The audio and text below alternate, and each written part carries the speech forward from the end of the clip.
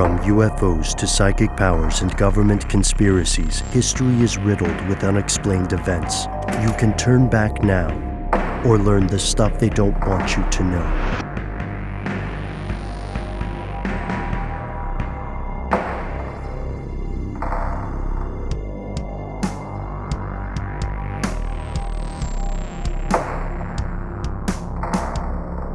I emailed you guys about this a long time ago. My name's Joseph, by the way. I live in Atlanta. I emailed you guys about this during the big Jade Helm debacle. And it's something called the Minerva Initiative. And it's a DoD, Department of Defense, program with a few universities. And I don't know if you guys remember a few years ago when Facebook cut off access for users and people literally thought it was the end of the world. That was part of the Minerva Initiative. It's based on how to manipulate social media for wartime purposes. I'd really like for you guys to check it out because, I don't have time to do that research, nor would I even know how. But I'd love to hear it. Thank you guys. Been listening for years, way back into the YouTube days. So peace, guys. Thanks. An Atlanta guy. Yes. An Atlanta guy, and giving us a fascinating topic that apparently he sent to us in, 2014, 2015. Wow. So, the Minerva Initiative, also known as the Minerva Research Initiative. What the heck is that? It sounds like a really cool code name or something. Well, let's dig in. The first place we're going to go is a website. Minerva, minerva.defense.gov. This is the official DoD website for the Minerva Research Initiative. The subtitle, or the subheading, by the way, for this site is Supporting Social Science for a Safer World. Sounds lovely. You know what also sounds lovely? The stuff that they have written on the front of their website. And I'm going to tell you exactly what it says. The Minerva Research Initiative supports social science research aimed at improving our basic understanding of security, broadly defined. All supported projects are universally based and unclassified, with the intention that all work be shared widely to support thriving, stable, and safe communities. The goal is to improve DoD's basic understanding of the social, cultural, behavioral, and political forces that shape regions of the world of strategic importance to the U.S. That's a lot of things.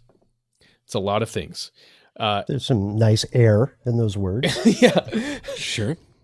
It's social science research. And essentially what it does is it gives grants to universities for research on specific things. And so you can read more and more and more if you'd like to about specifically what the initiative says about itself on that website. And, that's always something you can do.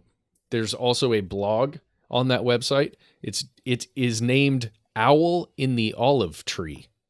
That is the name of their blog. Interesting symbolism going there, right, Ben? Mm-hmm. Totally. It's Minerva, I think it should be familiar to a lot of our listeners, the Roman goddess of wisdom, nice, justice, law, victory, but also strategic warfare.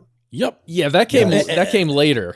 It's ironic, too, because one of her original posts, I guess, was also medicine, commerce, handicrafts, poetry, and the arts. Yeah, poets and actors. Yeah. And her sacred creature is the owl. So this is very clearly they're leaning into the symbolism. But for anybody who is, I think this is where you were taking us, Matt. For anyone who's familiar with the symbolism used at places like Bohemian Grove, which is a real thing. Obviously, this ruffles some feathers, and not just on owls. You can look at because I was looking at this a little bit too. You can look at what they call their research priorities that on the website. They haven't been updated since 2019. So it's safe to assume that the world of grants can move slowly. So can the world of research. So safe to assume those are still kind of top of mind to the Minerva folks. This reminds me a lot of the way DARPA partners with people, although DARPA is a little more on the engineering, hard science side, and social science is science, right? But the ideas themselves are fascinating. This is the kind of stuff I have definitely read about and would read more about. But Matt, why is it controversial? Well, first off, Ben, I think you hit on the right thing here. This is where I wanted to go next. Their research priorities that were defined in 2019, and fairly recent, as you said. Let's run down some of these really quickly. You can get to it on their homepage if you go to research, and then I think it says priorities, research priorities. Let's just talk about what we think some of these might mean. And Ben, I have a feeling you'll know more than I in some of this stuff. Topic 1, peer, near peer, statecraft, influence, and regional balance of power. Okay, so that's interesting. I understand regional balance of power. I understand what influence is. Statecraft is like close to my understanding, just if they're talking about it in the most general terms. What I'm interested in here, though, is the peer, near peer statecraft. I don't understand what that means.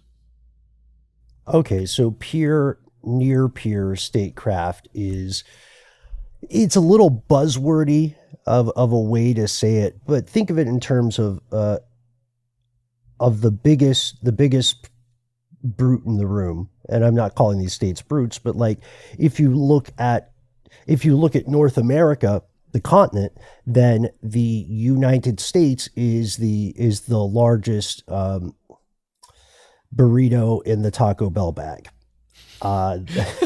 They're not all going to be great. Sorry, all these comparisons are going to be great. But that during the Cold War, if we're looking at the way national defense worked, the U.S. considered itself to have a single peer in the world, in the military sense, and that was, of course, the USSR.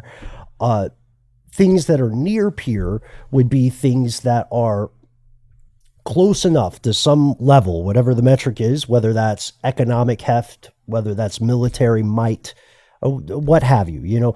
They're close enough to each other to be considered near peers, even if they're not, one-to-one on balance across all these other things. So like a nation with a really dangerous military, but a really terrible economic situation could still be a near peer to another country that had, if I understand correctly, another country that had an equally dangerous military. So it's important because the way those states regard each other, and they usually are not ideologically on the same page, but they're usually, in terms of like the hard facts, they're going to agree on their positions relative to one another. And of course, realpolitik would argue that they always want to be the king of the hill. So statecraft and influence, these things, the way these are applied change based on a state's position relative to another state. So like the way Mexico handles diplomacy with the U.S. is going to be different from the way Mexico handles diplomacy with Canada, just because of the U.S.'s individual makeup as a country. Okay. That was a lot. Did that make any sense? It does make sense. It's, yeah, some of it, like that version makes sense. I need to take a couple classes in order to fully understand like all of those interactions, because all of their priorities feel like I need to take at least several classes or maybe get a degree. How about this? Models and methods for understanding covert online influence. That is the only one on here, I think, that I really understand. Models and methods for understanding covert online influence. Worth exploring, I think. Or how about multi-domain behavioral complexity and computational social modeling? Yeah, that's an icebreaker at the next party, huh? But it's definitely like, it's research that sounds important, but I don't have a working knowledge of what, like how you would do anything with this stuff, which is why the DoD would want, I'm assuming, to have top minds at research institutes across the country and universities working on these big questions, these big topics. I want to jump over quickly to foreign policy. The website, they've got a write-up about this from 2008 written by Hugh Gusterson, and the title is When Professors Go to War. And I'm just going to read a part of a paragraph down here.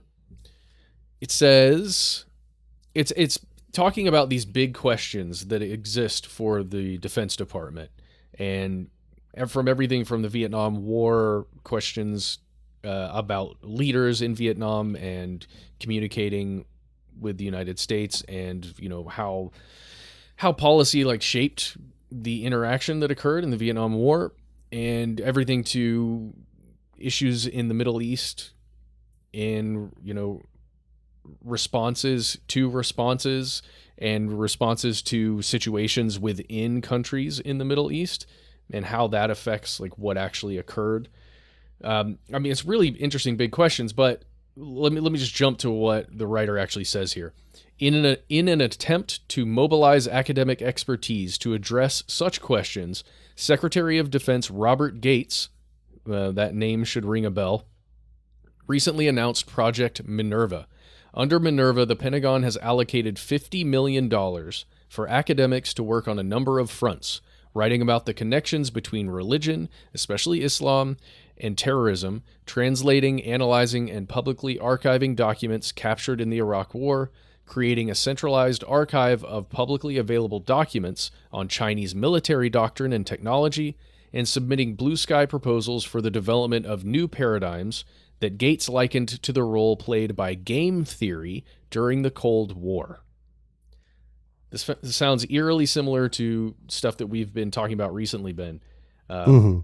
Game theory, the great game and game theory, and how it's applied to just all of politics across the globe. Yeah, it can sound. So the thing about this is these lines of thought are crucial, and they have been. You could argue for the majority of human history, but they start with these basic assumptions, and the basic assumptions sound very, very basic, but they lead to complex theories relatively quickly. Like one basic assumption for this kind of line of thought would be that all actors are rational actors. So even if an individual in a government is mad as a hatter, or as mad as Nero's opponents said that he was back in the day, the government or the state itself will behave in a rational manner. It will do cost-benefit analysis. It will figure out how best to apply its influence and where. A lot of their focus now is entirely on the theoretical. That's why they're saying blue sky, right? We want the smartest people in the rooms full of the smartest people to tell us how they think different if-then propositions might work out in the international sphere. There's a lot of stuff involved with this. Like the modeling isn't just people saying, well, I think based on X, Y will occur if Z. It goes down to the point, we've talked about this before on air. There are people who are building virtual simulations of given parts of the world or communities with sophistication such that I want to be careful saying this, guys, but such that they may be close to being able to tell the future in a way, kind of. Probably not there yet. Hopefully not. I think that's a power people should not have personally. Or I think a military should not have that power personally. And that's not a ding on the U.S. military. I mean, any military. And one of the big problems that people are going to have with this, especially our friends who are at the forefront of machine consciousness, is there, you rightly have to ask, even if this stuff is well-intentioned, is the guidance or the source of the inspiration, the funding, is the fact that itself is a military, does that mean what we create will be inherently on some level militaristic? And it's a very good question to ask. It really I don't know what the answer is. No. I know there are a lot of people who argue back and forth about it. Oh, for sure. And there are so many of these huge questions, and I just want to point out a couple of things that The Guardian reported on just when it comes to the research and what kinds of projects are being funded and who's getting grants. Because that's really, like we said, that's what this is. This is an initiative to give grants to universities and students who are performing this research and trying to answer the questions, like the one Ben just posed. So this is from The Guardian in 2014. So going back a ways, right after we started our own YouTube channel, Ben and Noel. That's Wow. right then. So here we go. This is talking about some of the awards. Here we go. Among the projects awarded for the period 2014 to 2017 is a Cornell University-led study managed by the U.S. Air Force Office of Scientific Research, which aims to develop an empirical model, quote, of the dynamics of social movement mobilization and contagions. Interesting. How does an idea go viral? Exactly. Right? Arab Spring. Yes. The project will determine the critical mass or tipping point of social contagions by studying their digital traces in the cases of the Egyptian Revolution in 2011, the Russian Duma elections in 2011, the 2012 Nigerian fuel subsidy crisis, and the 2013 Ghazi Park protests in Turkey. A bunch of things that occurred where social media played a huge part, where spreading the information was happening rapidly and widespread, and more people were physically mobilized to take action.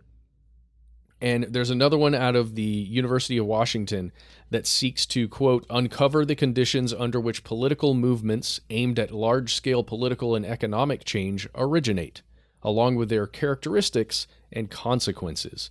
That one is managed by the U.S. Army Research Office. Interesting stuff. Dangerous stuff. I mean, to what end? To what end would we want to predict how to determine the growth or virility and virality of a given social movement? Would we want to do that because we can make better predictions? Would we want to do that because we can create those when convenient in the future? Or would we prevent them from happening? And prevent them before they occur, right? So this stuff, we can talk about it all day, but there is an art to this. The question is, what kind of art? Are we studying the dark arts when we get to this point? Because you can influence human behavior easily, and especially if you know how these things start. I would argue there's a convincing case to be made in aspects of some of the things you cite that bad actors were already playing with these kinds of levers and switches and models well before this stuff was fit for public consumption, right? And there have been a lot of professors, a lot of grad students working on things like this for years. Until we had the technology we have now, a lot of this exploration was in retrospect. Let me go back and look at a series of events in 1917 and let me figure out what happened. And then maybe knowing those causes, kind of like a meteorologist, knowing the causes, knowing the things that precede a certain kind of storm, maybe we can get a better warning in advance. But now with the technology we're talking about, it's way different. It's way different, man. Now we are very close, if not past the threshold, such that, well, I say we, but obviously Matt, Noel, and Mission Control and I are not consulted on these things. Yeah. Someone within our lifetimes is going to be able to use this in an actionable way. It's just, what would they use it for? Yep. Would you be less concerned if it were Nestle instead of the Department of Defense? No. Right. Yeah, but you're so right though, Ben. It's what is the spark that made that thing happen? What is the fuel that made it spread? And then how do we actually shut it off? Is there a valve that shuts this particular thing off? And how could we do that again? Oh man, really good stuff. Thank you, Joseph, for writing in. This fascinating topic. might be worth more of our consideration down the line. It feels like it. There's a lot to dig into. If you're interested at home in doing some more research on the Minerva Research Initiative. I always want to say institute for some reason. It sounds like an organization. You can check out their website and a bunch of write-ups that have occurred. You can go to websites for universities like the Massachusetts Institute of Technology or MIT and so many other universities that have gotten a grant for this type of research. We recommend checking it out, doing your own research.